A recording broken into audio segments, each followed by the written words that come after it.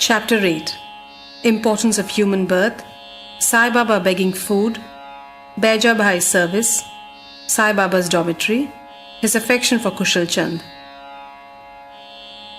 As hinted in the last chapter, Hemad Pant now explains at length in his preliminary remarks the importance of human birth, and then proceeds to relate how Sai Baba begged his food, how Baija Bhai served him, how he slept in the masjid with Tatya Kote Patil and Mahalsapati, and how he loved Kushal Chand of Rahata. Importance of human birth. In this wonderful universe, God has created billions of creatures or beings, including gods, demigods, insects, beasts, and men inhabiting heaven, hell, earth, ocean, sky, and other intermediate regions. Of these, those creatures or souls whose merits preponderate go to heaven and live there till they enjoy the fruits of their actions, and when this is done, they are cast down, while those souls whose sins or demerits preponderate go down to hell and suffer the consequences of their misdeeds for as long as they deserve it. When their merits and demerits balance each other, they are born on earth as human beings and are given a chance to work out their salvation. Ultimately, when their merits and demerits both are worked out completely, they get their deliverance and become free. To put the matter in a nutshell, souls get their birth or transmigration according to their deeds and involvement. Special value of the human body. As we all know, 4 things are common to all the creatures: food, sleep, fear, and sexual union. In the case of man, he is endowed with a special faculty, knowledge, with the help of which he can attain God vision, which is impossible in any other birth. It is for this reason that gods envy human species and aspire to be born as men on the earth so as to get their final deliverance. Some people say there is nothing worse than the human body, which is full of filth, mucus, phlegm and dirt, and which is subject to decay, disease and death. This is true to a certain extent, but in spite of these drawbacks and defects, the special value of the human body is that man has got the capacity to acquire knowledge. It is only due to the human body or on account of it that one can think of the perishable and transitory nature of the body itself and of the world, and have an aversion for the sense enjoyments, and can discriminate between the unreal and the real, and thus attain God vision. So, if we reject or neglect the body because it is filthy, we lose the chance of God's vision, and if we fondle it and run after sense enjoyments because it is precious, we go to hell. The proper course therefore for us is to pursue that the body should neither be neglected nor fondled, but should be properly cared for, just as a traveller on horseback takes care of his pony on the way till he reaches his destination and returns home. Thus, the body should ever be used or engaged to attain God vision or self-realization, which is the supreme end of life. It is said that though God created various sorts of creatures, he was not satisfied, for none of them was able to know and appreciate his work. So, he had to create a special being, man, and endow him with a special faculty, knowledge. And when he saw that man was able to appreciate his Leela, marvelous work and intelligence, he was highly pleased and satisfied. So really, it is fortunate to get a human body, better still to get birth in a Brahmin family, and best to get an opportunity of having recourse to Sai Baba's feet and surrendering to him. Man's endeavor. Realizing how precious a human life is, and knowing that death is certain and may snatch us at any time, we should be ever alert to achieve the object of our life. We should not make the least delay, but make every possible haste to gain our object, just as a king leaves no stone unturned to seek his lost son. So with all earnestness, we should strive to attain our end, self-realization. Casting aside laziness, warding off drowsiness, we should, day and night, meditate on the self. If we fail to do this, we reduce ourselves to the level of beasts. How to proceed?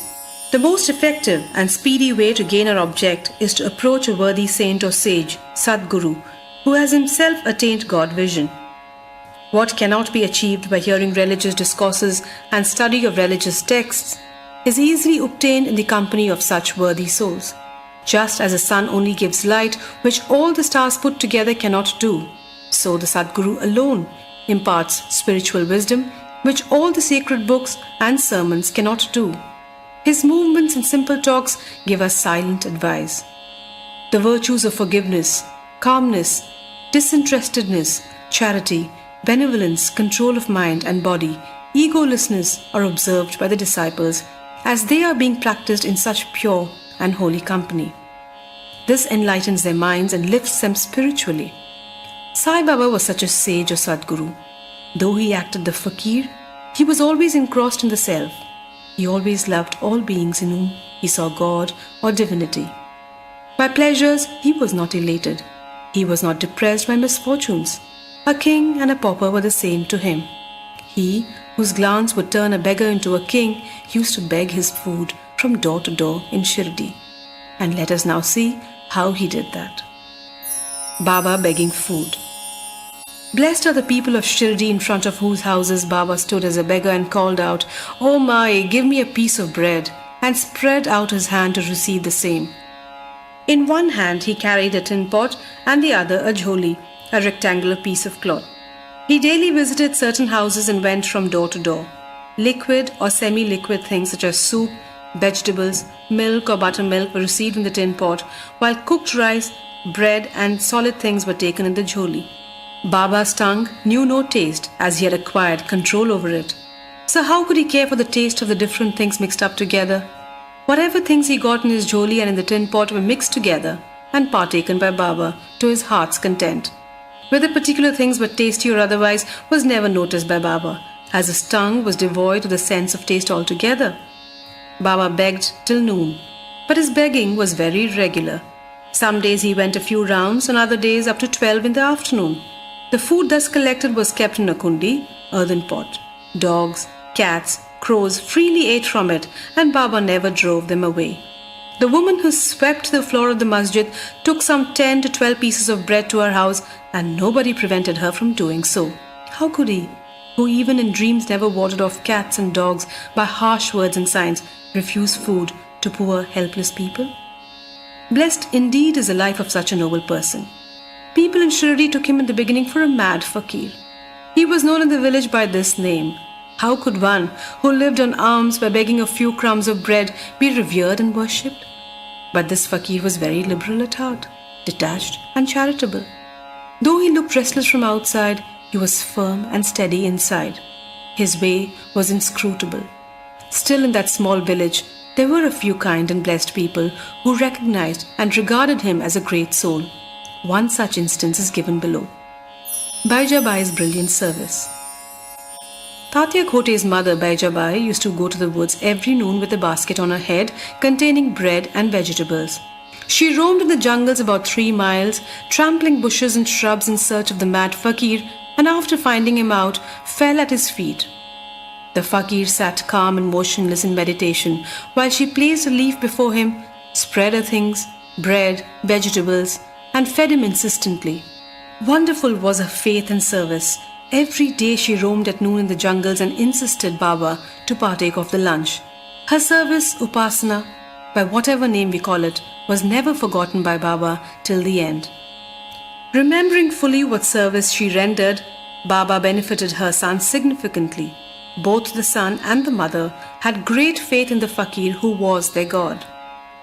Baba once said to them, "Fakiri is real, lordship is transient." After some years, Baba left going into the woods and began to live in the village and take his food in the masjid.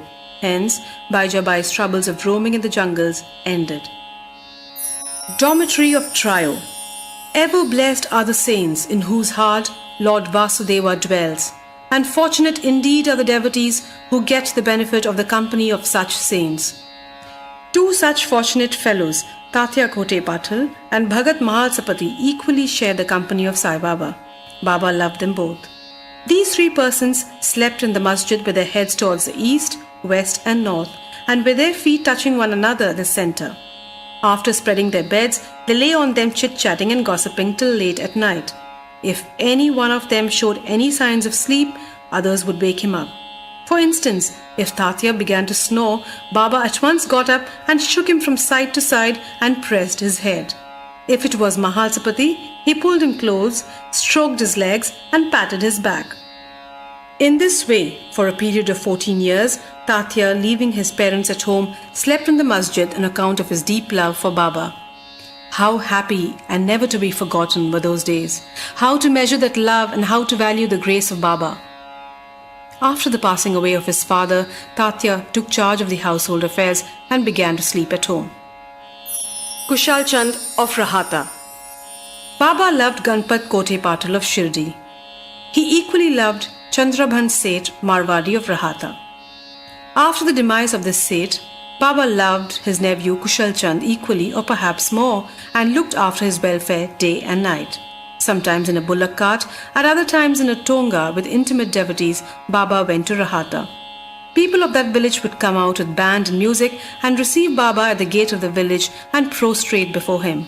Then he was taken into the village with great ceremony. Kushal Chand took Baba to his house, seated him on a comfortable seat and gave him a good meal. Then they talked freely and merrily for some time, after which Baba returned to Shirdi, giving delight and blessings to all. Shirdi is midway and equidistant from Rahata on one side and Nimgaon on the other. Baba never went beyond these places during his lifetime. He never saw any train nor travelled by it. Still, he knew exactly the timings of arrival and departure of all the trains. Devotees who acted according to Baba's instructions given at the time of taking his leave fared well, while those who disregarded them suffered many a mishap and accident. More about this and other matters will be told in the next chapter. Bow to Sri Sai. Peace be to all. Chapter 9. Effect of compliance and non-compliance with Baba's orders at the time of taking leave. A few instances. Mendicancy and his necessity. Devotees. Tarkhad's family. Experiences. Baba fed sumptuously. At the end of the last chapter, it was briefly stated that the Bhaktas who obeyed Baba's orders at the time of taking leave fared well, and those who disobeyed them suffered many a mishap. This statement will be amplified and illustrated with a few striking instances and by other matters dealt with in this chapter. Characteristic of Shirdi pilgrimage. One special peculiarity of Shirdi pilgrimage was that none could leave Shirdi without Baba's permission, and if he did, he invited trouble. But if anyone was asked to quit Shirdi, he could stay there no longer. Baba gave certain suggestions or hints when devotees went to bid goodbye and take his leave. These suggestions had to be followed. If they were not followed or were departed from, accidents were sure to befall them. We give below a few instances. Tatya Kote Patil. Tatya Kote was once going in a tonga to Kopargaon Bazaar. He came in haste to the masjid, saluted Baba and said he would go to Kopargaon Bazaar. Baba said, "Don't make haste. Stop a little. Forget the bazaar. Don't go out of the village." On seeing his anxiousness to go, Baba asked him to take Shama with him. Not minding this direction, Tatya Kote immediately drove off his tonga. Of the two horses, one, which was costing about 300 rupees, was very active and restless. After passing Sauli Vihir, it began to run rashly, got a sprain in its waist and fell down. Tatya was not much hurt, but was reminded of Mother Sai's direction. On another occasion, while proceeding to Kolhar village, he disregarded Baba's direction and drove in a tonga which met with a similar accident. European gentleman. One European gentleman of Mumbai once came to Shirdi with an introductory note from Nana Sahib Chandorkar and with some object in view. He was comfortably accommodated in a tent. He wanted to kneel before Baba and kiss his hand. Therefore, he tried thrice to step into the masjid, but Baba prevented him from doing so. He was asked to sit in the open courtyard below and take Baba's darshan from there. Not pleased with the reception he got, he wanted to leave Shirdi at once and came to bid goodbye. Baba asked him to go the next day and not to make hurry. People also requested him to abide by Baba's direction. Not listening to all this, he left Shirdi in a tonga. The horses ran all right, but when Sauli Vihir was passed, a bicycle came in front, on seeing which the horses were frightened and ran fast. The tonga was turned topsy-turvy and the gentleman fell down and was dragged over some distance. He was immediately rescued. but had to go and lie in Kopargaon hospital for the treatment of his injuries. Such experiences were legion, and all the people learnt the lesson that those who disobeyed Baba's instruction met with accidents in one way or the other, and those who obeyed them were safe and happy. The necessity of mendicancy. Now, to return to the question of mendicancy. A question may arise in the minds of some that if Baba was such a great person, God manifest, why should he have recourse to the begging bowl throughout his lifetime? This question may be considered and replied from two standpoints. Who are the fit persons who have a right to live by the begging bowl? Our Shastras say that those persons who, after getting rid or becoming free from the three main desires, progeny, wealth, fame, and accept sannyas, are the fit persons to live by the begging alms. They cannot make cooking arrangements and dine at their home. The duty of feeding them is laid on the shoulders of householders. Sai Baba was neither a householder nor vanaprastha. He was a celibate sannyasi from boyhood. His firm conviction was that the universe was his home. He was the Lord Vasudeva, the supporter of the universe and the imperishable Brahma, so he had the full right to have recourse to the begging bowl. Now, from the standpoint of Panchasuna, 5 sins and the atonement, we all know that in order to prepare foodstuff and meals, the householders have to go through 5 actions or processes: Khandani pounding, Peshani grinding, Udakumbi washing pots, Marjani sweeping and cleaning, Chulli lighting hearth. These processes involve destruction of a lot of small insects and creatures, and thus the householders incur an amount of sin. In order to atone for his sin, our Shastras prescribe 6 kinds of sacrifices: Brahma Yagya, Veda Dhyan, offerings to Brahman or the study of the Vedas; Pitru Yagya, offering to the ancestors; Dev Yagya, offering to the gods; and Bhuta Yagya, offering to the beings; and finally, Manushya Atithi Yagya, offering to men or uninvited guests. If these sacrifices enjoined by the Shastras are duly performed, the purification of their minds is effected, and this helps them to get knowledge and self-realization. Baba, in going from house to house, reminded the inmates of their sacred duty, and fortunate were the people who got the lesson at their home from Baba. Devotees' experiences. Now to return to the other more interesting subject.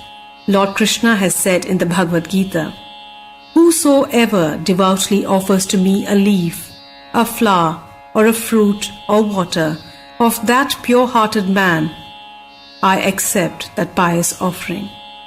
In the case of Sai Baba, if a devotee intended really to offer anything to Sai Baba, and if he afterwards forgot to offer the same, Baba reminded him or his friend about the offering, and made him bring it to him, and then accepted it and blessed the devotee. A few instances are given below. Tarkhat family, father and son. Mr. Ramachandra Atmaram, alias Baba Saheb Tarkhat, formerly a Prarthana Samajist, was a staunch devotee of Sai Baba. His wife and son equally loved Baba, or perhaps more. It was once proposed that Master Tarkhat should go with his mother to Shirdi and spend his summer vacation there. But the son was unwilling to go, as he thought that in case he left his home in Bandra, the worship of Sai Baba in the house would not be properly attended, as his father, being a Prarthana Samajist, would not care to worship Sai Baba's picture. However, on his father's giving an assurance under oath that he would perform the worship exactly as his son was doing, the mother and son left for Shirdi on a Friday night. Next day, which was a Saturday, Mr. Tarkhat got up early, took his bath, and before proceeding with the puja, prostrated himself before the shrine and said, "Baba, I am going to perform the puja exactly as my son has been doing, but please let it not be a formal drill." Saying so, he performed the puja and offered a few pieces of lump sugar as naivedya. The sugar was distributed at the time of the lunch. That evening and next Sunday, everything went on well. The following Monday was a working day, and it also passed well. Mr. Tarkhat, who had never performed puja like this all his life, felt great confidence within himself that everything was passing on quite satisfactorily as per the promise given to his son. Next Tuesday, he performed the morning puja as usual and left for his work. Coming home at noon, he found there was no prasad to partake when the meal was served. He asked the servant cook, who told him there was no offering made that morning and that he had completely forgotten to perform that part of the puja. At this, he left his seat and prostrated himself before the shrine, expressed his regret at the same time, chiding Baba for the want of guidance and making the whole affair a matter of mere drill. Then, he wrote a letter to his son, stating the facts and requested him to lay it at Baba's feet and ask his pardon for his neglect.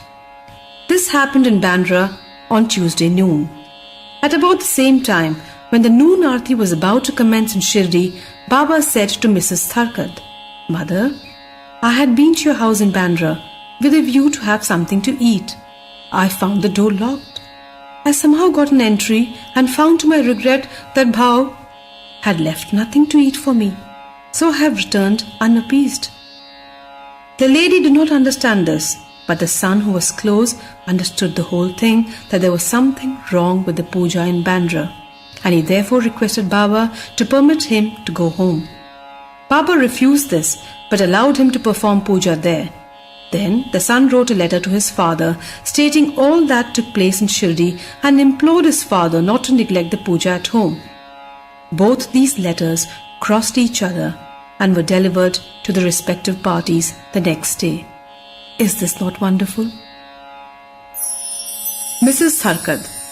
Let us now take up the case of Mrs. Tharkad herself. She offered 3 things: bharit, which was roasted brinjal mixed with curds and spice; karchia, circular pieces of brinjal fried in ghee; and pedha, sweet meat ball. Let us see how Baba accepted these. Once Mr. Raghuveer Bhaskar Purandare of Bandra, a great devotee of Baba, started for Shirdi with family. Mrs. Tharkad went to Mrs. Purandare and gave her 2 brinjals and requested her to prepare bharit of one brinjal and kacharya of the other when she went to Shirdi, and she asked her to serve Baba with them. After reaching Shirdi, Mrs. Purandare went with a dish of bharit to the masjid when Baba was just sitting for meals. Baba found the bharit very tasty, so he distributed it to all and said he wanted kacharya now. A word was sent to Radhakrishna Mai that Baba wanted kacharya. She was in a fix, as that was not the season of brinjals. How to get brinjals was a question. When an inquiry was made as to who brought the bharit, it was found Mrs. Purandare was entrusted with the duty of serving kacharya. Everybody then came to know the significance of Baba's inquiry regarding kacharya and was wonderstruck at Baba's all-pervasive knowledge. In December 1915, one Govind Balaram Mankar wanted to go to Shirdi to perform the Shraddh ceremony of his father. Before he left, he came to see Mrs. Tharkad. Then, Mrs. Tharkad wanted to send something with him to Baba. She searched the whole house but found nothing except a pedha, which had already been offered as Naivedya. The boy Govind was in mourning. Out of great devotion to Baba, she sent the pedha with him, hoping that Baba would accept and eat it. Govind went to Shirdi and saw Baba, but forgot to take the pedha with him. Baba simply waited. When again he went to Baba in the afternoon, he went empty-handed without the pedha. Baba could wait no longer and did ask him straight, "What did you bring for me?" Nothing was the reply. Baba asked him again. The same reply came forth again. Then Baba asked him the question, "Did not the mother give some sweet meat to you for me at the time of your starting?" The boy then remembered the whole thing. He felt abashed, asked Baba's pardon, ran to his lodging, bought the pedha and gave it to Baba. As soon as Baba got it in his hand, he put it into his mouth, gulped it down. Thus the devotion of Mrs. Tharkad was recognized and accepted. As men believe in me, so do I accept them, was proved in this case. Baba fed sumptuously. How? Once Mrs. Tharkad was staying in a certain house in Shirdi. At noon, meals were ready and dishes were being served when a hungry dog turned up there and began to bark. Mrs. Tharkad got up at once, threw a piece of bread which the dog gulped with great relish. In the afternoon, when she went to the masjid and sat at some distance, Sai Baba said to her, "Mother, You have fed me sumptuously, famished my pranas. They've all been satisfied. Ever act like this, and this will stand you in good stead.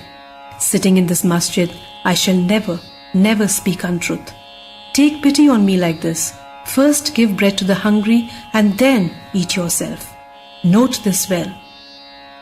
She could not understand at first the meaning of what Baba said. So she replied, Baba, how could I feed you? I am myself dependent on others and take my food from them on payment. Then Baba replied, eating that lovely bread I am heartily contented, and I am still belching. The dog which you saw before meals and to which you have given the piece of bread is one with me. So also other creatures, cats, pigs, flies, cows, they are all one with me. I am roaming in their forms. He who sees me in all these creatures is my beloved. So abandon the sense of duality and distinction and serve me as you did today. Drinking these nectar-like words, she was moved. Her eyes were brimmed with tears, her throat was choked, and her joy knew no bounds. Moral: see God in all beings is a moral of this chapter. The Upanishads, the Gita, and the Bhagavad all exhort us to perceive God of divinity in all the creatures.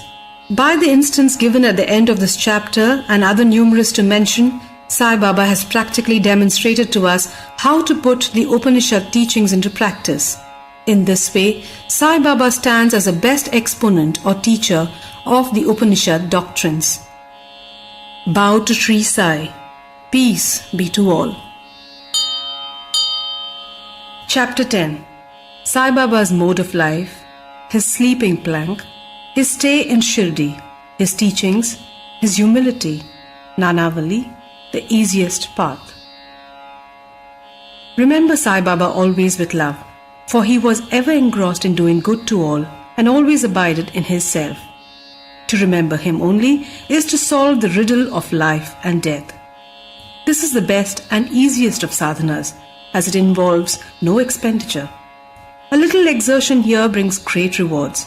So, as long as our senses are sound, we should, minute by minute, practice this sadhana. All other gods are illusory. Guru is the only God. If we believe in Sadguru's holy feet, he can change our fortune for the better. If we serve him sincerely, we get rid of our worldly afflictions. We need not study any philosophy like the Nyaya and the Mimamsa.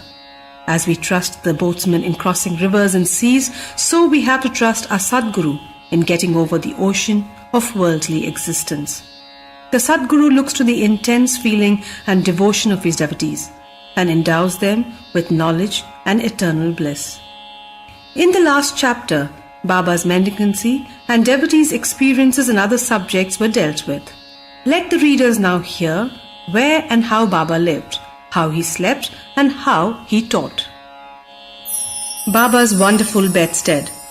Let us first see where and how Baba slept. Mr. Nana Sahib Dengle brought for Sai Baba a wooden plank about 4 arms in length and only a span in breadth for sleeping upon.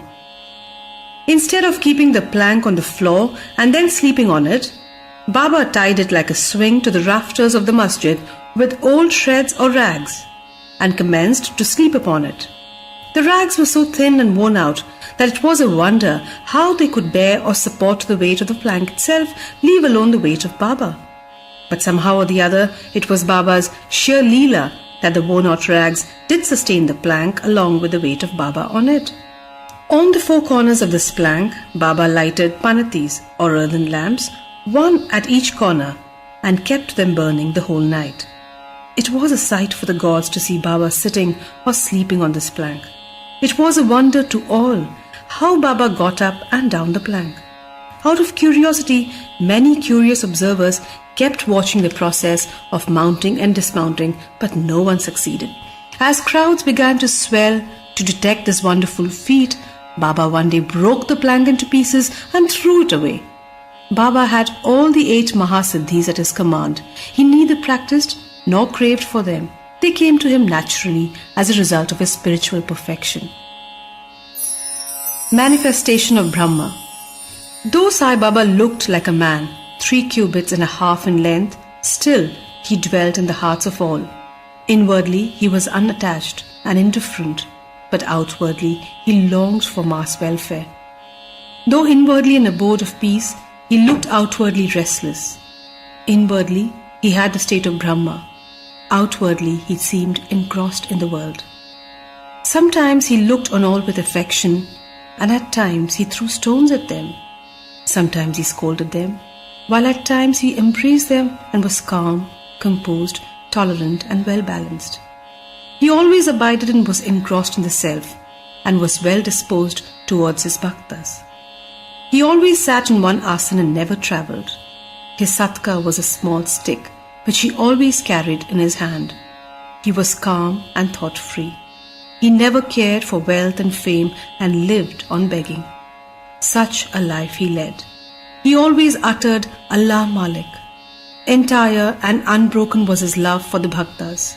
He was a mine, storehouse for self-knowledge and full of divine bliss. Such was the divine form of Sai Baba, boundless, endless, undifferentiated. One principle which encompasses the whole universe, from a stone to Brahma, incarnated in Sai Baba.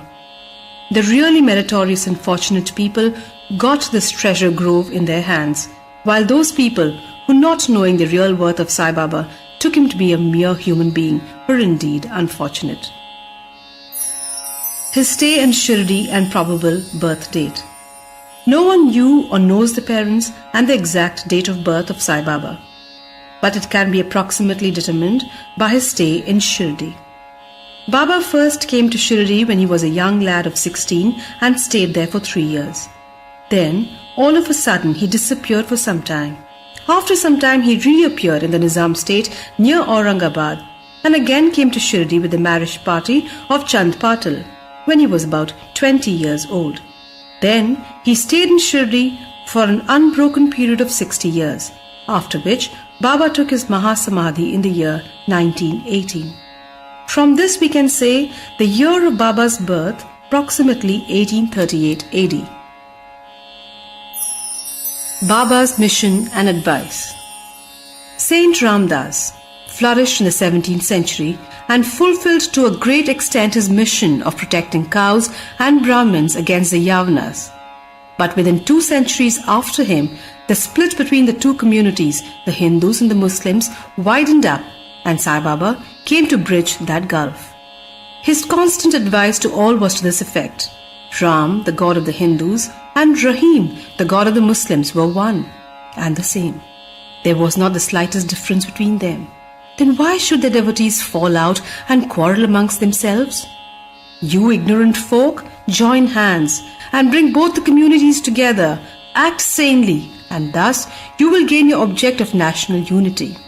It is not good to dispute and argue, so don't argue. Don't emulate others. Always consider your interest and welfare. The Lord will protect you. Yoga, sacrifice, penance, and knowledge are all the means to attain God. If you do not succeed in this by any means, in vain is your birth. If anyone does any evil unto you, do not retaliate. If you can do anything, do some good unto others. This in short was Sai Baba's advice to all, and this will stand in good stead both in material and spiritual matters. Sai Baba as Sadguru. There are many so-called gurus who go from home to home with cymbals and veena in their hands and make a show of their spirituality. They blow mantras into the ears of their disciples and extract money from them. They profess to teach piety and religion to the disciples, but are themselves impious and irreligious. Sai Baba never thought of making the least show of his birth. He had no body consciousness, but he had great love for his disciples. There are 2 kinds of gurus: Niyat, who are appointed or fixed, and Aniyat, unappointed or general. The latter, by their advice, develop the good qualities in us, purify our hearts, and set us on the path of salvation. But contact with the former dispels our sense of dualities and establishes us in unity by making us realize, Thou art that. There are various gurus imparting to us various kinds of worldly knowledge, but he who fixes in our nature and carries us beyond the ocean of worldly existence is the Sadguru. Sai Baba was such a Sadguru. His greatness is indescribable. If anybody went to take his darshan, he, without being asked, would give every detail of his past, present and the future. He saw divinity in all beings. Friends and foes were alike to him, disinterested and balanced. He obliged the evildoers as well as the pious. He was the same in prosperity and adversity. No doubt ever touched him. Though he acted through the body, he was not in the least attached to his body or the house. Though he looked embodied, he was really unembodied, free from gross existence. Blessed are the people of Shirdi who worshipped Sai as their god. While eating, drinking, working in their backyards and fields, and doing various household works, they always remembered Sai and sang his glory. They knew no other god except Sai. What to speak of the sweetness of the love of the women of Shirdi? They were quite ignorant, but their pure love inspired them to compose poems or songs in simple rustic language. Letters of learning they had none. Still, one can discern real poetry in their simple songs. It is not intelligence, but love that inspires real poetry. Real poetry is a manifestation of true love, and this can be seen and appreciated by intelligent listeners. Collection of these folk songs is desirable, and by Baba's wish, some fortunate devotee may undertake the task of compiling and publishing these folk songs either in the Sai Leela magazine or separately in a book. Baba's humility. Lord or Bhagwan is said to have 6 qualities: fame, wealth, non-attachment, knowledge, grandeur, and being liberal. Baba had all of these in him. He incarnated in flesh for the sake of bhaktas. Wonderful was his grace and kindness, for he drew the devotees to him, or how else one would have known him.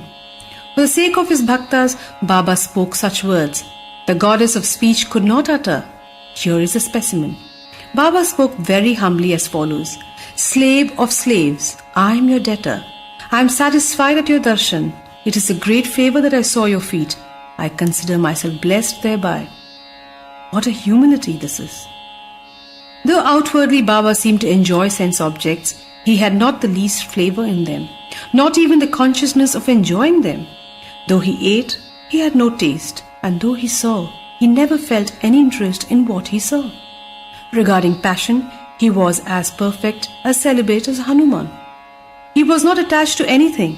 He was pure consciousness, the resting place of desire, anger, envy, and other feelings. In short, he was disinterested, free, and perfect. A striking instance may be cited in illustration of this statement.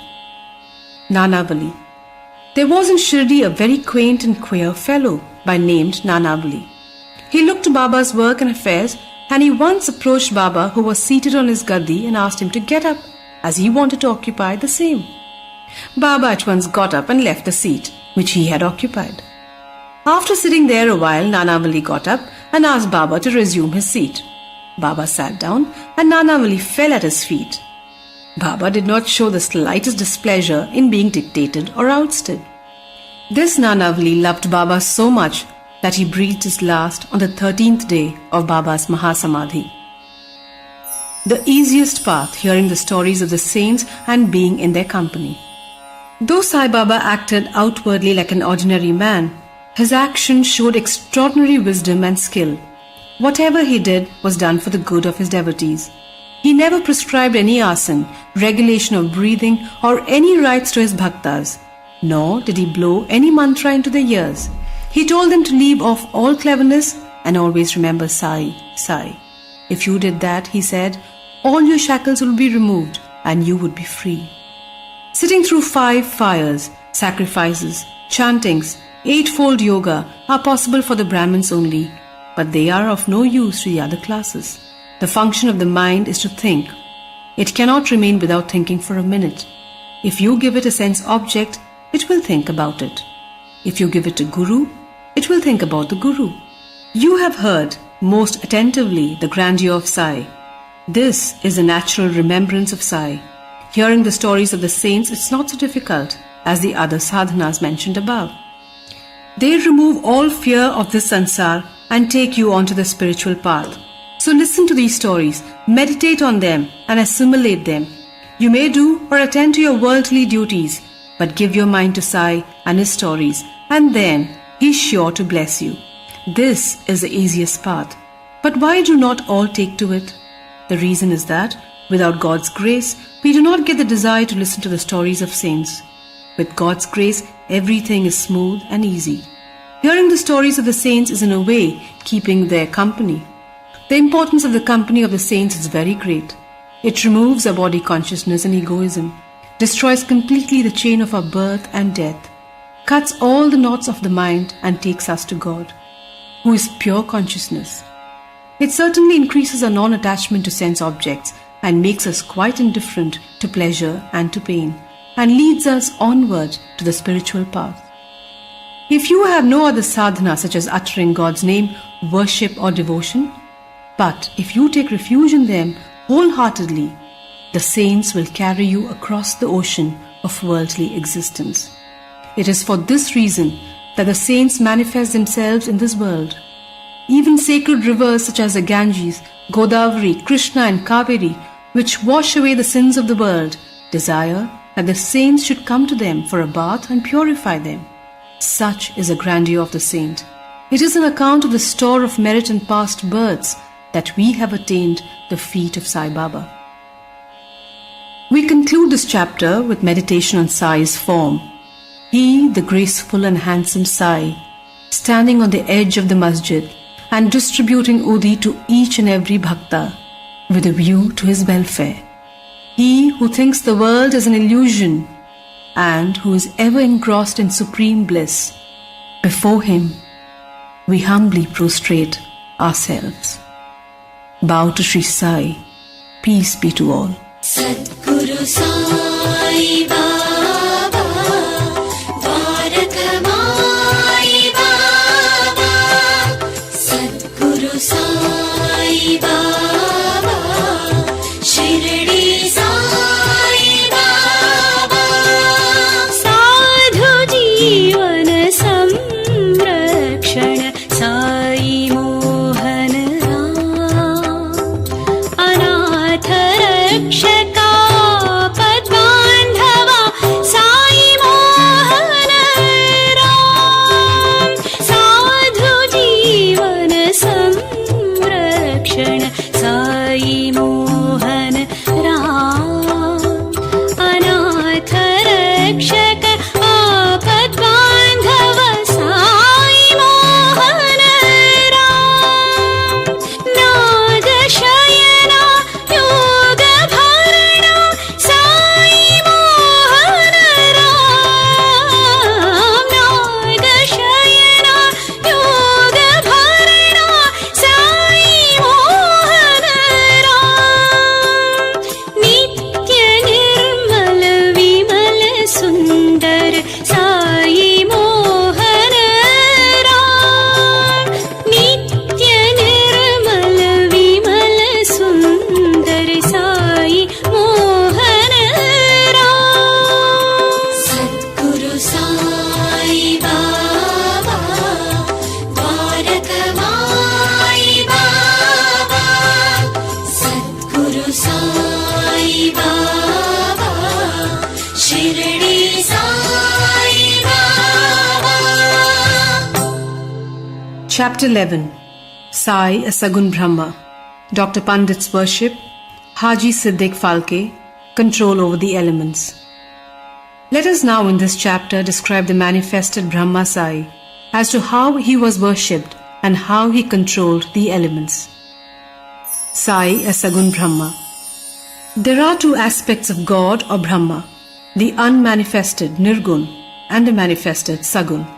The Nirgun is formless, while the Sagun is with form, though both denote the same Brahma. Some prefer to worship the former and some the latter. As stated in the Gita, the worship of the latter is easy and preferable. As man is god of form, body and senses, it is natural and easy for him to worship the God with form. Our love and devotion do not develop unless we worship Sagun Brahma for a certain period of time. And as we advance, it leads us to the worship of Nirgun Brahma. So let us start with Sagun worship. image, altar, fire, light, sun, water, Brahma are the 7 objects of worship. But Sadguru is better than all of these. Let us on this occasion bring to our mind the form of Sai, who was non-attachment incarnate and who was a resting place for his devotees. Our faith in his words is the asan, and our sankalp is the abandonment of all our desires. Some say Sai was a Bhagavad Bhakt, devotee of the Lord. Others say he was a Mahabhagavat, a great devotee. But to us, he is God incarnate. He was ever forgiving, never irritable, straight, soft, tolerant and content beyond comparison. Though he looked embodied, he was really disembodied, emotionless, unattached and internally free. The Ganges on its way to the sea cools and refreshes the creatures affected with heat, gives life to the crops and trees and quenches the thirst of many. Similarly, saints like Sai, while they live their own life, give solace and comfort to all. Lord Krishna has said, "The saint is my soul, my living image. I am he, or he is my pure form." This indescribable Shakti or power of God, known as pure existence, knowledge and bliss incarnated in the form of Sai in Shirdi. The Shruti, Taittiriya Upanishad, describes Brahma as pure bliss. This we read or hear daily in the books, but the devout people experiences Brahma or bliss in Shirdi. Baba, the support of all, required no prompt or asan from anybody. He always used a piece of sackcloth for his seat, which was covered with a small mattress by his bhaktas and had a bolster placed by them for resting his back. Baba respected the feelings of his devotees and allowed them to worship him as they liked. Some waved chamar or fans before him, some played on musical instruments, some washed his hands and feet, while the others applied scent and chandan. Some even gave him betel nut with leaves, and the others offered naivedya. Though he looked like living in Shirdi, he was present everywhere. This all-pervasiveness of his was daily experienced by his devotees. A humble prostration to this all-pervasive Sadguru. Dr. Pandit's worship. One Dr. Pandit, a friend of Tatya Sahib Nulkar, once came to Shirdi for Sai Baba's darshan. After saluting Baba, he sat in the masjid for some time. Baba asked him to go to Dada Bhai Kelkar. He went to Dada Bhai, by whom he was well received. Then, Dada Bhai left his house for puja and Dr. Pandit accompanied him. Dada Bhai worshipped Baba.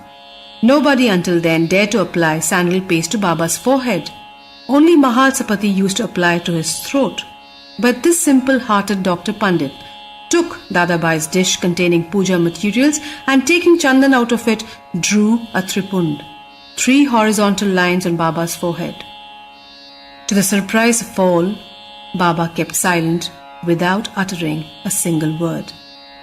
Then, Dada Bhai that evening asked Baba, "How is it that though you object to the sandal paste being applied by others to your forehead, you allowed Dr. Pandit to do so?"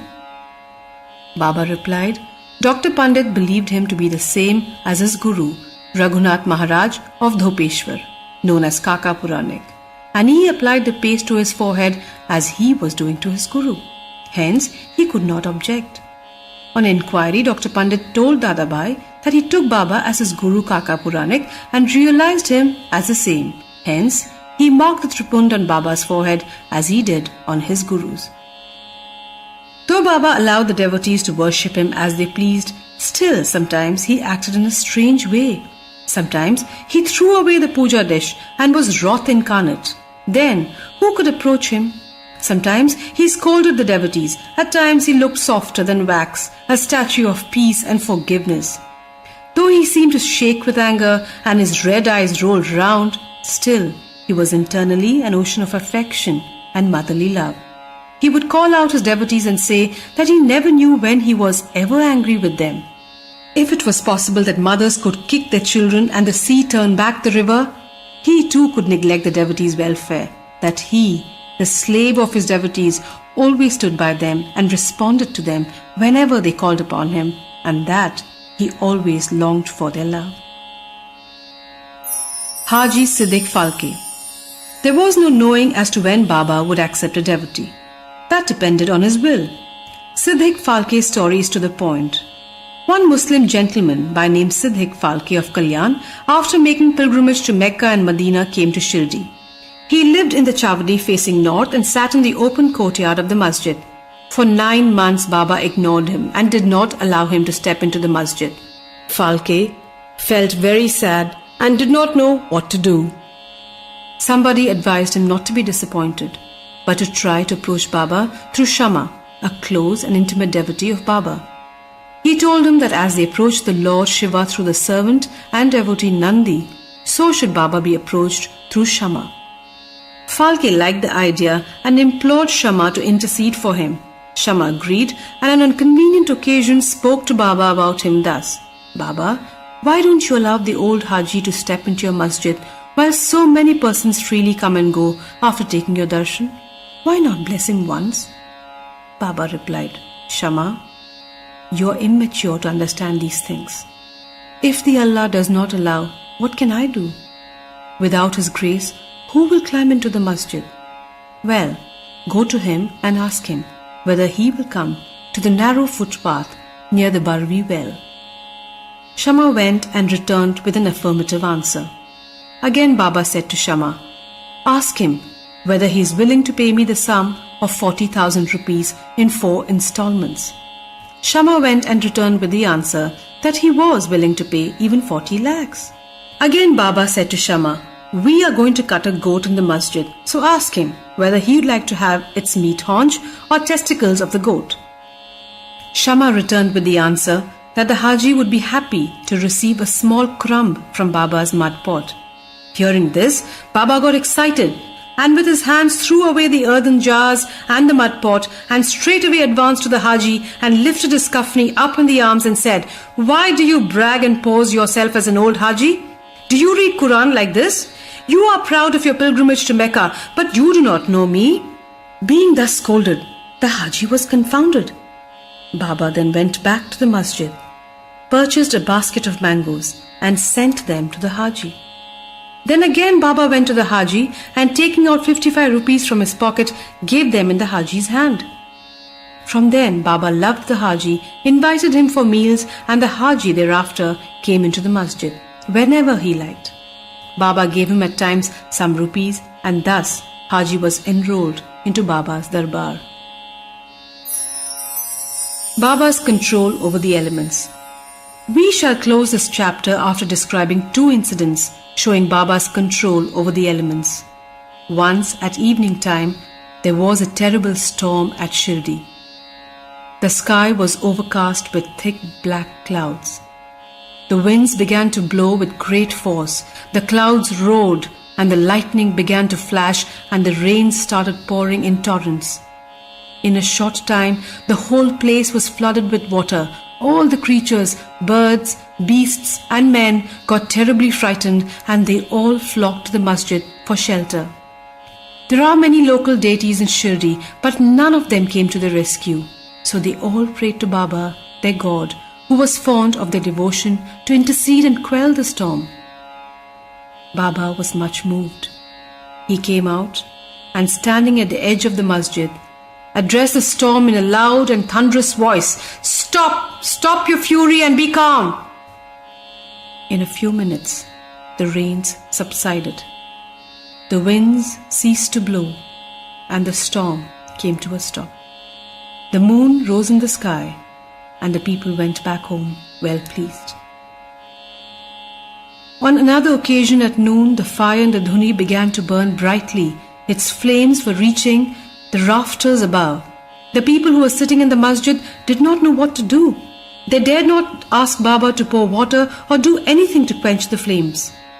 But Baba soon came to realize what was happening. He took up his satka and dashed it against a pillar in front, saying, "Get down and be calm." At each stroke of the satka, the flames began to slow down, and in a few minutes, the dhuni became calm and normal. This is our Sai, an incarnation of God. He will bless any man who will prostrate and surrender himself to him. He who will read the stories of this chapter daily with faith and devotion will soon be free from all calamities, and they'll be always attached and devoted to Sai. he will get very soon God vision. All his desires will be fulfilled and he will be ultimately desireless and attain the Supreme. Amen. Bow to Sri Sai. Peace be to all. Chapter 12. Sai Leelas, Experiences of Kaka Mahajani, Dhumal Pleader, Mrs. Nimonkar, Mule Shastri, a doctor. Now let us see in this chapter how devotees were received and treated by Baba. Saint's Mission. We have seen before that the purpose or object of divine incarnation is to protect the good and destroy the wicked. But the mission of the saints is quite different. To them, the good and the wicked are the same. First, they draw the evildoers and set them on the right path. They are the Agasti to destroy the Bhavasagar, or the sun to destroy the darkness of ignorance. The God dwells in the saints. In fact, they are not different from him.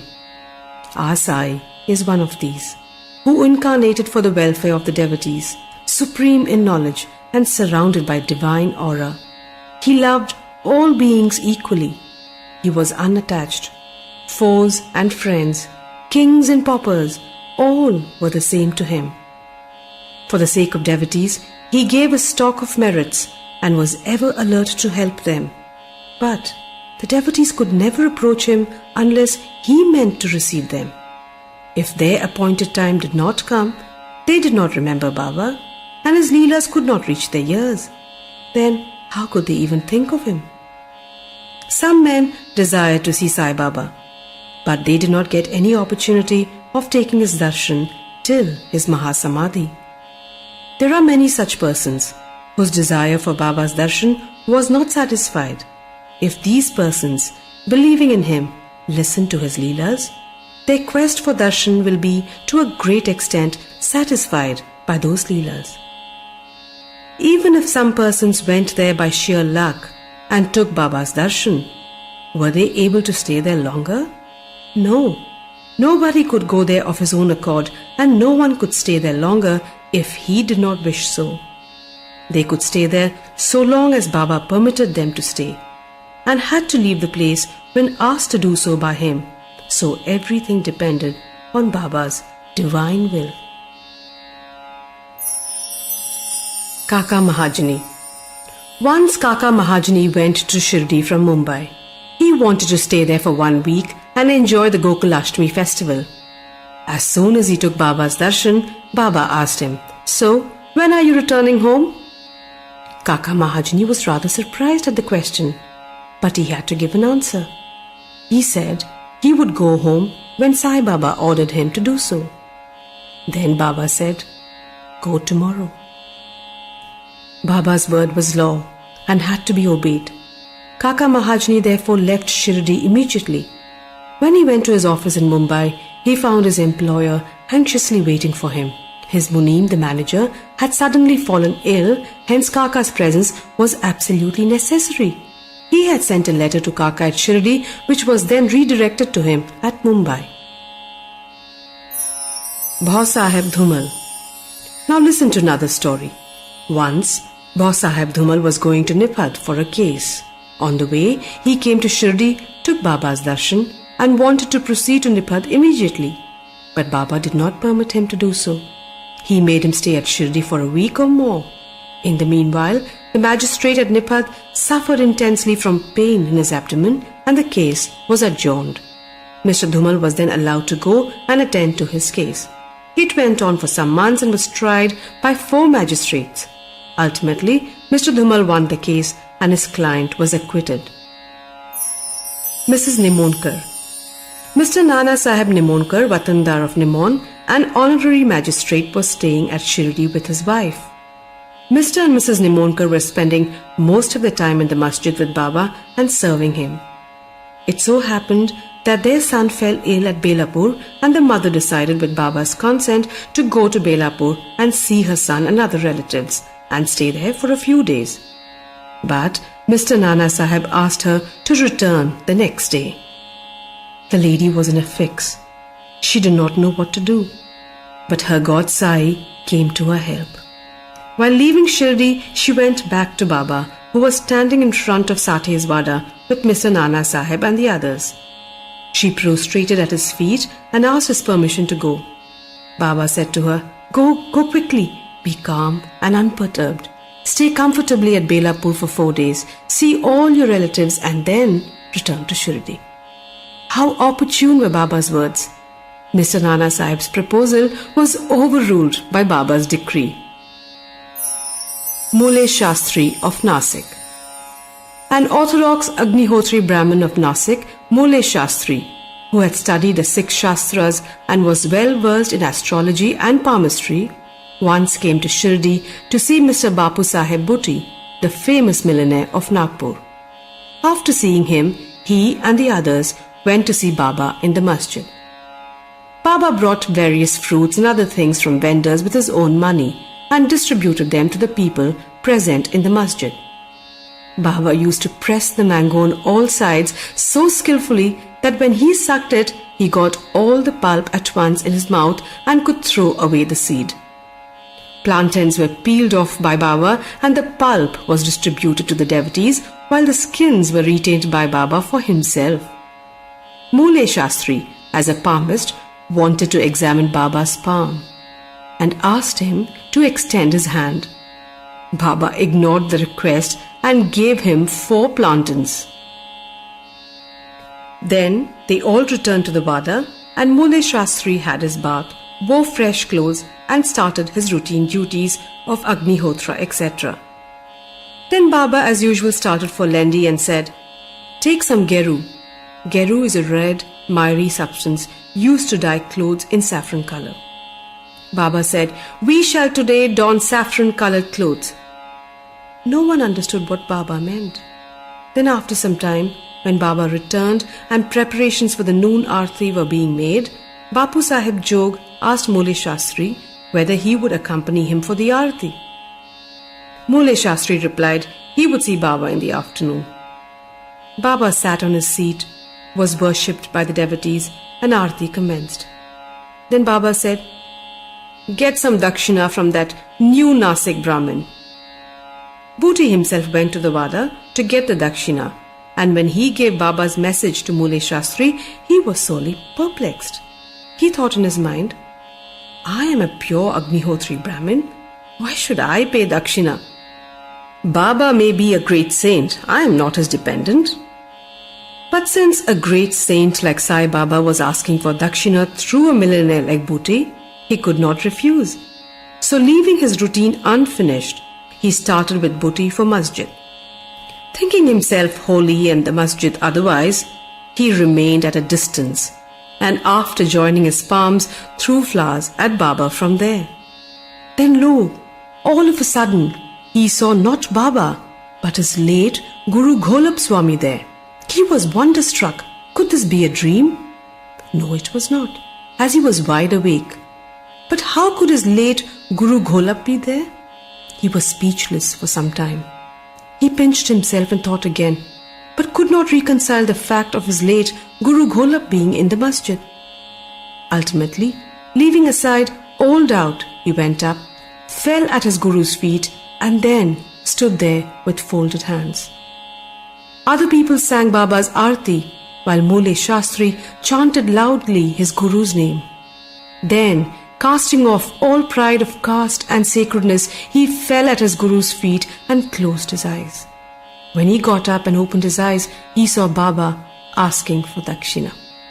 Seeing Baba's blissful form and his inconceivable power, Mule Shastri forgot himself.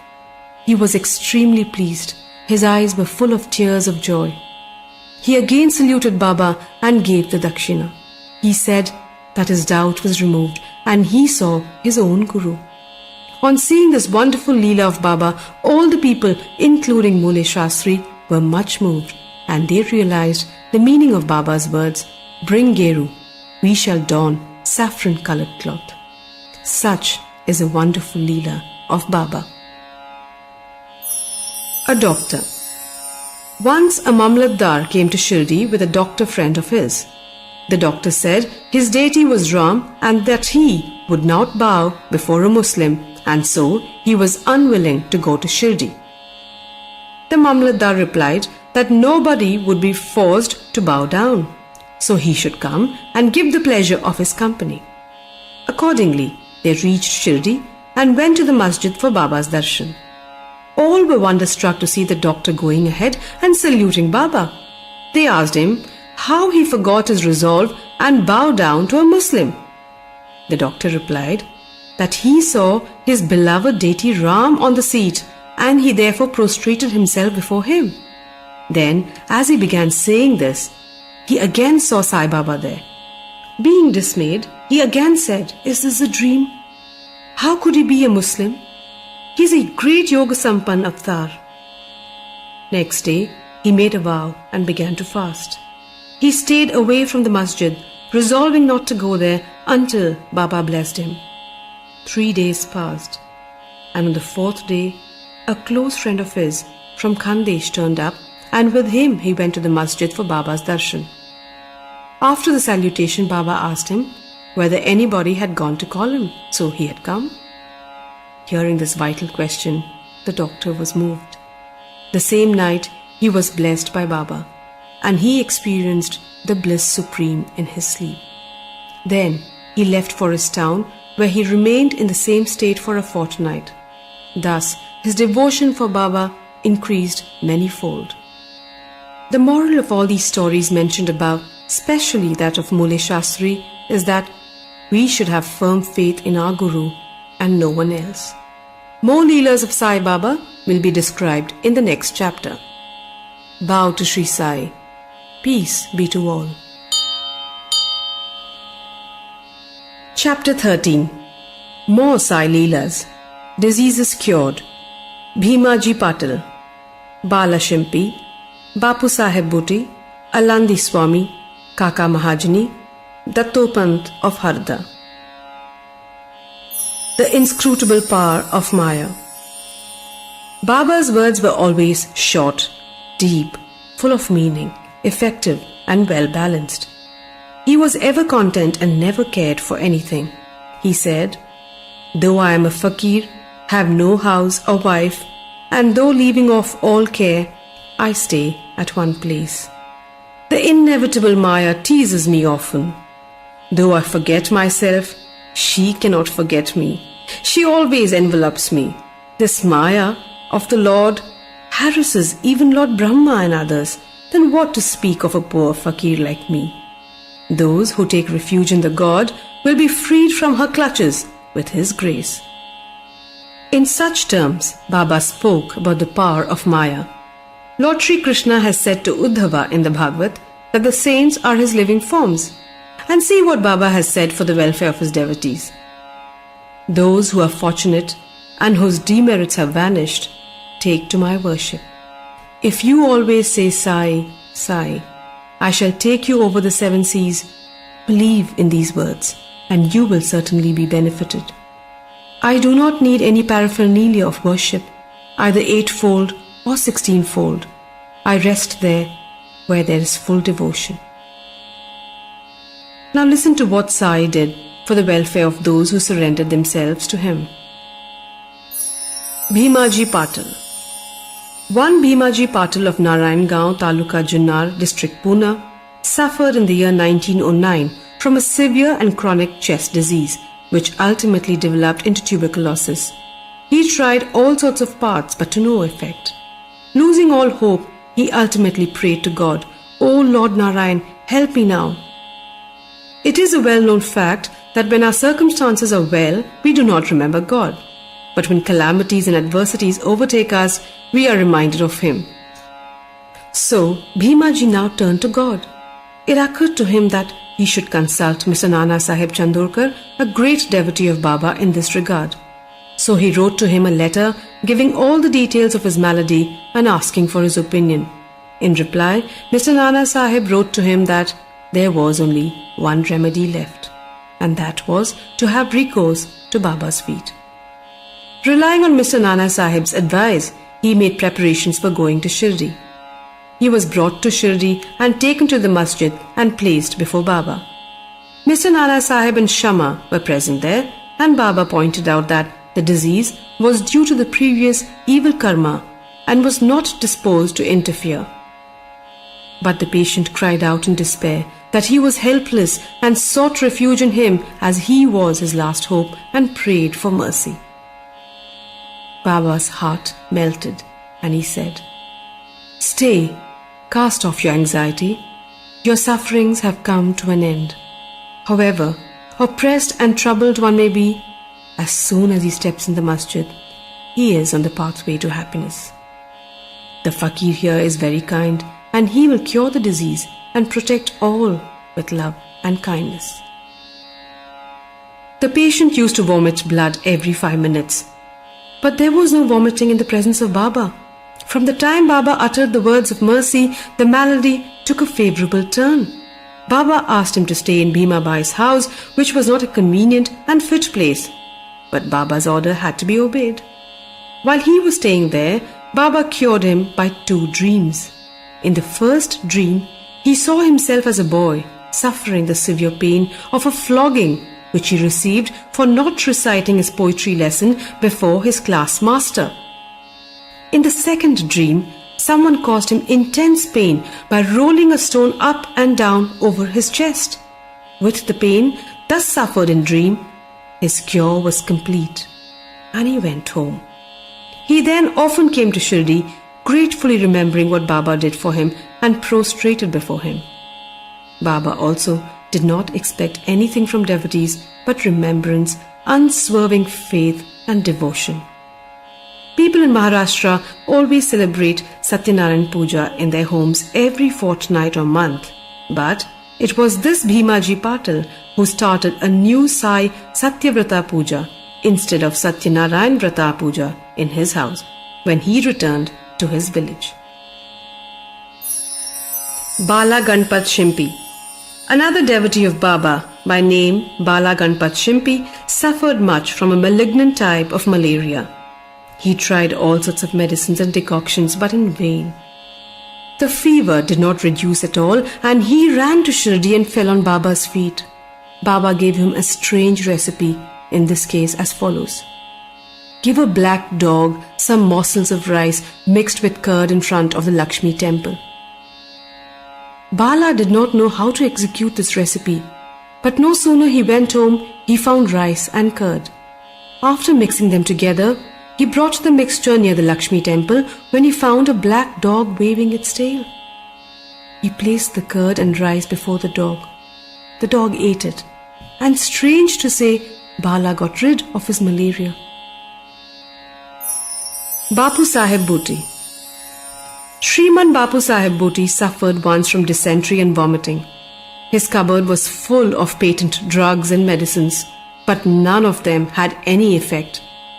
Bapu Sahib got very weak on account of purgings and vomiting and therefore was not able to go to the masjid for Baba's darshan. Baba then sent for him and made him sit before him and said, "Now take care, you should not purge any more," and gestured with his index finger. "The vomiting must also stop," he said. Now look at the power of Baba's words. Both the maladies disappeared and Bhuti felt well. On another occasion, he had an attack of cholera and suffered from severe thirst. Dr. Pillai tried all sorts of remedies but could give him no relief. Then he went to Baba and consulted him as what to drink that would allay his thirst and cure the disease. Baba prescribed an infusion of almonds, walnuts, pistachio, boiled in sugared milk. This would be considered a cause for fatal aggravation of the disease by any other doctor or physician. But in implicit obedience to Baba's order, the infusion was administered and strange to say, the disease was cured. Alandi Swami. A Swami from Alandi with a desire to take Baba's darshan came to Shirdi. He suffered from a severe pain in his ear which prevented him from getting the sleep. He was operated for this, but it served no purpose. The pain was severe and he did not know what to do. While he was returning, he came to take Baba's leave when Shama requested Baba to do something for the pain in the Swami's ear. Baba comforted him saying, "Allah acha karega." The Swami then returned to Pune and after a week sent a letter to Shirdi stating that the pain in his ear had subsided, though the swelling was there, and in order to get the swelling removed, he went to Mumbai for an operation, but the surgeon on examining the ear said no operation was necessary. Such was the wonderful and potent effect of Baba's words. Kaka Mahajani. Another devotee named Kaka Mahajani suffered once from diarrhea. In order that there should be no break in his services to Baba, Kaka kept a pot with water in some corner of the masjid, and whenever there was a call, he would go out. As Sai Baba knew everything, Kaka did not inform him of his disease, thinking that Baba would of his own cure it soon. The work of constructing the pavement in front of the masjid was permitted by Baba, but when the actual work began, Baba got wild and shouted out loudly. Everybody ran away, and as Kaka was also doing the same, Baba caught hold of him and made him sit there. In the confusion that followed, somebody left there a small pouch of ground nuts. Baba took a handful of ground nuts, rubbed them in his hands, blew away the skin and gave the clean nuts to Kaka and made him eat them.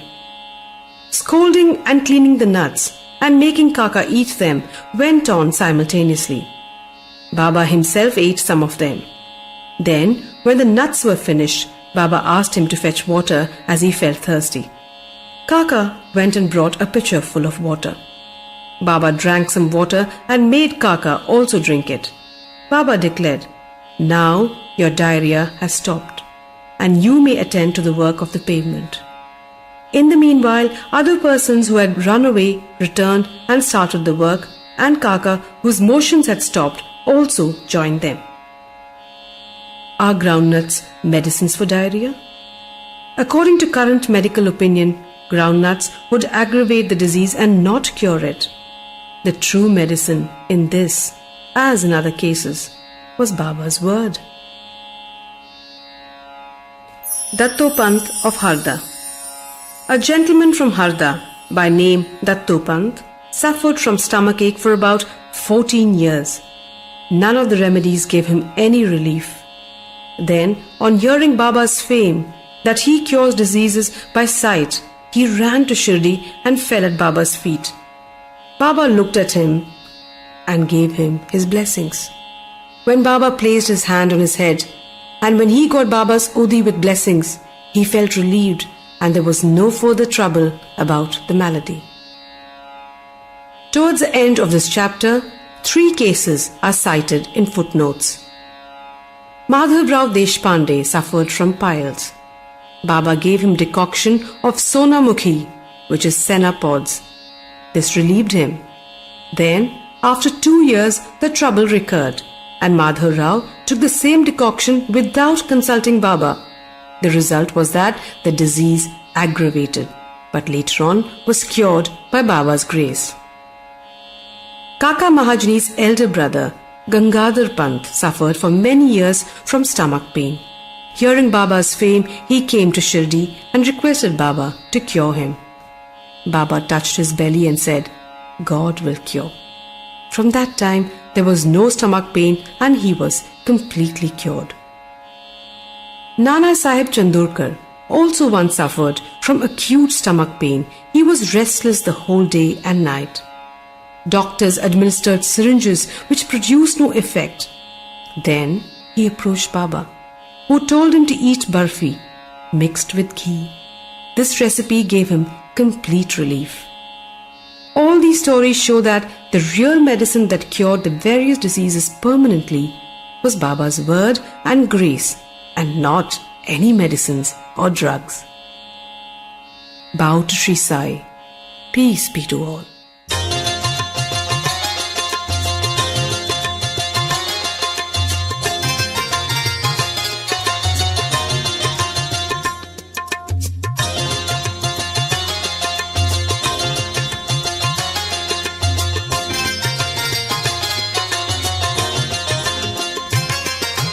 तुम हो अल्लाह, तुम हो Jesus, सद्गुरु साई बाबा। द्वारकमाई कृष्ण राम शिव मारुति साई बाबा। तुम हो अल्लाह, तुम हो Jesus, सद्गुरु साई बाबा। द्वारकमाई कृष्ण राम शिव मारुति साई बाबा। बोलो साई बाबा, बोलो साई बाबा। सद्गुरु साई बाबा, शिरडी साई बाबा। साई बाबा, साई बाबा, साई बाबा, साई बाबा। साई बाबा, साई बाबा, साई बाबा, साई बाबा। तुम हो अल्लाह, तुम हो जीसस, सद्गुरु साई बाबा। द्वारकमाई कृष्ण राम शिव मारुति साई बाबा। बोलो साई बाबा, बोलो साई बाबा। जय जय साई बाबा, शिरडी साई बाबा।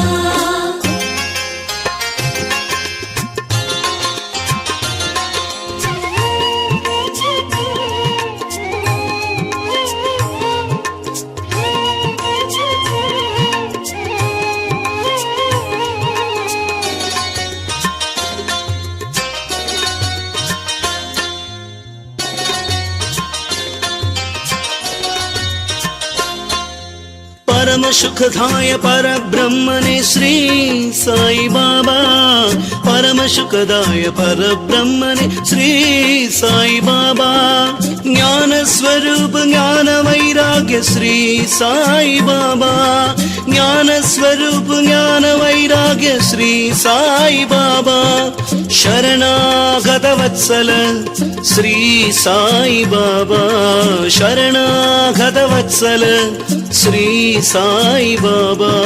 एकं नित्यं सर्वमयं श्री साई बाबा। एकं नित्यं सर्वमयं श्री साई बाबा। सद्गुरु Sai Baba, Shirdi Sai Baba.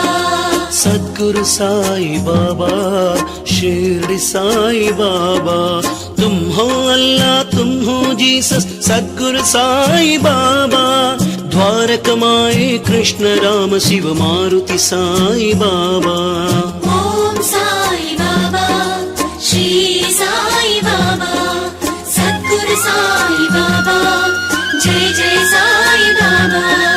Shirdi Sai Baba, Shirdi Sai Baba. Shirdi Sai Baba, Shirdi Sai Baba. Chapter 14. Ratanji Wadia of Nanded, Saint Moli Sahib, Dakshina Mimamsa. In the last chapter, we described how Baba's word and grace cured many incurable diseases. Now we shall describe how Baba blessed Mr. Ratanji Wadia and gave him an issue. The life of this saint is naturally sweet. His various doings, eating, walking, and his natural sayings are also sweet. His life is bliss incarnate. Sai gave the bliss to his devotees as a means of remembrance. He gave them various stories of duty and action which ultimately led to their true religion. His object may be that people should live happily in this world, but they should be ever cautious and achieve the object of their life, which is self-realization. We get human body as a result of merits in past births, and it is worthwhile that, with its aid, we should attain devotion and liberation in this life. So we should never be lazy, but always on the alert to gain our goal of life. If you hear the Leelas of Sai daily, you will always see him. Day and night, you will remember him in your mind. When you assimilate Sai in this way, your mind will lose its fickleness, and if you go on in this manner, it will be finally merged in pure consciousness. Ratanji of Nanded. Now let us come to the main story of this chapter. In Nanded, in the Nizam state, there lived a Parsi mill contractor and trader by name Ratanji Shapurji Wadia. He had amassed a large amount of money and had acquired fields and lands. He had cattle, horses, conveyance, and was very prosperous. In all outward appearances, he looked very happy and contented, but inwardly he was not so. Providential dispensation is such that no one in this world is completely happy. And rich Ratanji was no exception to this. He was liberal and charitable, gave food and clothing to the poor, and helped everyone in various ways. The people took him to be a good and happy man. But Ratanji thought himself miserable, as he had no issue, male or female, for a very long time. Just as Kirtan without love or devotion, song without rhythmical accompaniments, Brahman without the sacred thread, proficiency in all the arts without common sense, pilgrimage without repentance, and ornamentation without a necklace are futile and useless. So is a householder without an issue. Ratanji always brooded on this matter and said in his mind, "Would God be ever pleased to grant me a son?" He thus looked morose and did not relish his food. Day and night he was enveloped with anxiety as to whether he would be ever blessed with a son. He had a great regard for Das Ganu Maharaj. He saw him and opened his heart before him. Das Ganu advised him to go to Shirdi and take Baba's darshan, fall at his feet and seek his blessings and pray for an issue. Ratanji liked the idea and decided to go to Shirdi. After some days, he went to Shirdi, took Baba's darshan and fell at his feet. Then opening a basket, he took out a beautiful garland of flowers and placed it around Baba's neck and offered him a basket of fruits. With reverence, he then sat near Baba and prayed to him, saying, "Many persons who find themselves in difficult situations come to you, and you relieve them immediately. Hearing this, I have anxiously sought your feet. Please do not disappoint me." Sai Baba then asked him for dakshina of 5 rupees, which Ratanji intended to give, but added that he had already received 1 rupee and 16 annas from him and that he should pay the balance only. Hearing this, Ratanji was rather puzzled. He could not make out as to what Baba meant. That was the first time he thought that he had come to Shirdi, and how was it that Baba said he had earlier got 1 rupees and 16 annas from him? He could not solve the riddle, but he sat at Baba's feet and gave him the balance of the dakshina that Baba had asked him and explained to Baba fully as to why he came and sought his help and prayed that Baba should bless him with a son. Baba was moved and told him not to worry, and that from then on his bad days had ended. He then gave him udi, placed his hand on his head and blessed him, saying Allah would satisfy his heart's desire. After taking Baba's leave, Ratanji returned to Nanded and told Das Ganu everything that took place at Shirdi. He said that everything went on well there, that he had got Baba's darshan and blessing with prasad, but there was one thing which he could not understand. Baba said to him that he had got rupees 1 and 16 annas before. Please explain as to what Baba meant by this remark. He said to Das Ganu, I never went to Shirdi before, so how could I have given him the sum to which Baba referred? To Das Ganu too it was a puzzle, and he thought much over it for a long time. Sometime later it struck him that Ratanji had received some days ago a Muslim saint by name Mauli Sahib in his house and had spent some money for his reception. This Mauli Sahib was a well-known saint of Nanded and worked as a porter. When Ratanji decided to go to Shirdi, this Mauli Sahib had turned up at Ratanji's house. Ratanji knew him and loved him, so he gave a small party in his honor. Das Ganu got from Ratanji the yadi or memo of expense of this reception, and everybody was wonder-struck to see that the expenses amounted exactly to 1 rupee and 16 anna, nothing more, nothing less. They all came to know that Baba was omniscient, that though he lived in Shirdi, he knew what happened outside, far away from Shirdi. In fact, he knew the past, present and the future, and could identify himself with anybody. In this particular instance, how could he know then the reception given to Mauli Sahib and the amount spent therefore, unless he could identify himself with him and be one with him? Ratanji was satisfied with this explanation, and his faith in Baba was confirmed and increased. In due time, he was blessed with a son, and his joy knew no bounds. It is said that he had in all 12 issues, out of which only 4 survived. In a footnote towards the end of this chapter, it is stated that Baba told Rao Bahadur Hari Vinayak Sathe, after the death of his first wife, to remarry, and that he would get a son. R.B. Sathe married second time. The first 2 issues by this wife were daughters, and he therefore felt very despondent. But the third issue was a son. Baba's words did come true, and he was satisfied. Dakshina Mimansa. Now we shall close this chapter with a few points about Dakshina. It is well-known fact that Baba always asked for Dakshina from people who went to see him. Somebody may ask a question. If Baba was a fakir and perfectly non-attached, why should he ask for Dakshina and care for money? We shall consider this question broadly now. First, for a long time, Baba did not take anything. He stored burnt matches and filled his pocket with them. He never asked anything from anybody, whether he be a devotee or otherwise. If anybody placed before him a paisa or 2, he purchased oil or tobacco. He was fond of tobacco, for he always smoked a bidi or chillim.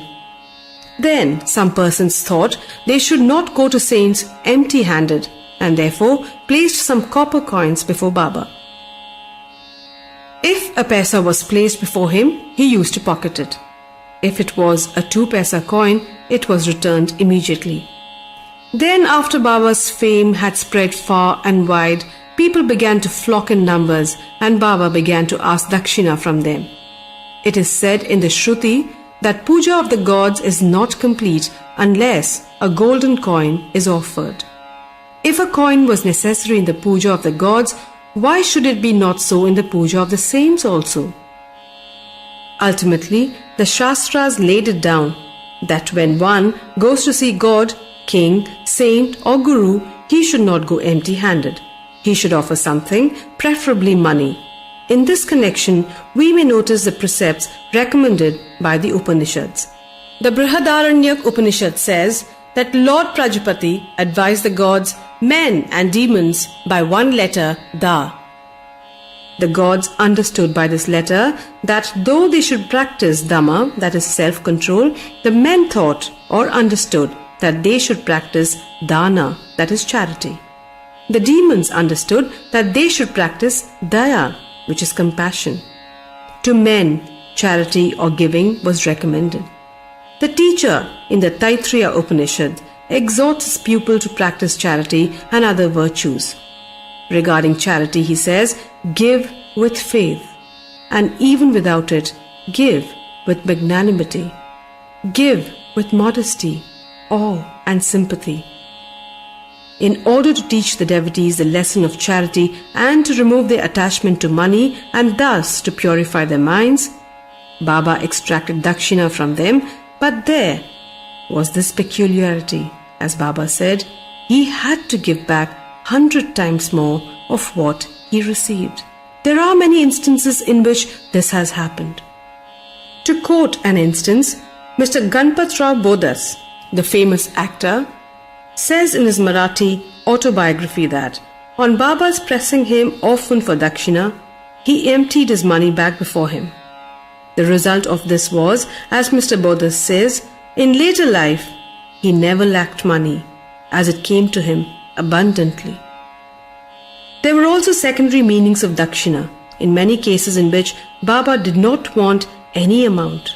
To quote 2 instances, Baba asked 15 rupees as Dakshina from Professor G.G. Narke, who replied that he did not have even a pie.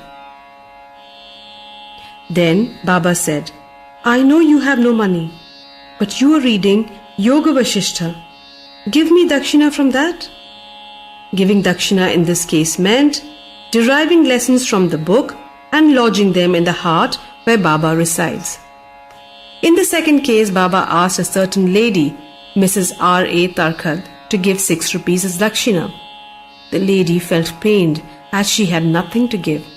Then her husband explained to her that Baba wanted 6 inner enemies to be surrendered to him. Baba agreed with this explanation. It is to be noted that though Baba collected a lot of money by dakshina, he would distribute the whole amount the same day, and the next morning he would become a poor fakir as usual. When Baba took his Mahasamadhi, even after receiving thousands and thousands of rupees as dakshina for about 10 years, he had only a few rupees in his possession. In short, Baba's main object in taking the dakshina from his devotees was to teach them the lessons of renunciation and purification. Postscript. Mr. B.B. Dev of Thana, retired Mamlatdar and a great devotee of Baba, has written an article on this subject of dakshina in Sri Sai Leela magazine, in which he says as follows: Baba did not ask dakshina from all. If some gave dakshina unasked, he sometimes accepted it, and at other times refused it. He asked it from certain devotees only. He never demanded it from those devotees who thought in their minds that Baba should ask for it and then they should pay. If anybody offered it against his wish, he never touched it and he kept it there. He asked him to take it away even. He asked for small or big amounts from devotees according to their wish, devotion and convenience. He asked it even from women and children. He never asked from all the rich for it, nor from all the poor. Baba never got angry with those from whom he asked dakshina and who did not give it. If any dakshina was sent through some friend and who forgot to hand over the same to Baba, he reminded him of it and made him pay it. On some occasions, Baba used to return some money from the amount tendered as dakshina and ask the donor to guard it or keep it in his shrine for worship. This procedure benefited the donor or devotee immensely. If anyone offered more than he originally intended to give, Baba would return the extra amount. Sometimes he asked more dakshina from some than what they originally intended to give, and if they had no money, asked them to beg or borrow from others. From some, he demanded dakshina 3 or 4 times in one day. Out of the amount collected as dakshina, Baba spent very little for his own sake, for buying chilim and fuel for his dhuni, and all the rest he distributed as charity in varying proportions to various persons. All the paraphernalia of the Shirdi Sansthan was brought by various rich devotees at the instance and suggestion of Radha Krishna Mai. Baba always used to get wild and scolded those who brought any costly and rich articles. He said to Mr. Nana Sahib Chandorkar that all his property consisted of 1 cowpin, 1 stray piece of cloth, 1 kafni, and a tin pot, and that all the people troubled him with bringing these unnecessary costly articles. Woman and wealth are the 2 main obstacles in the way of our spiritual life, and Baba had provided in Shirdi 2 institutions, Dakshina and Radha Krishna Mai, for whenever they came to him, he demanded dakshina from them and asked them to go to the school, which was Radha Krishna Mai's house. If they stood these 2 tests well, that is, if they showed that they were free from attachment for woman and wealth, their progress in spirituality was rapid and assured by Baba's grace and blessings. Mr. Dev has also quoted passages from the Gita and Upanishads and shown that charity given in a holy place or to a holy person conduces to the donor's welfare. What is more holy than Shirdi and its presiding deity, Sai Baba? Bow to Sri Sai. Peace be to all.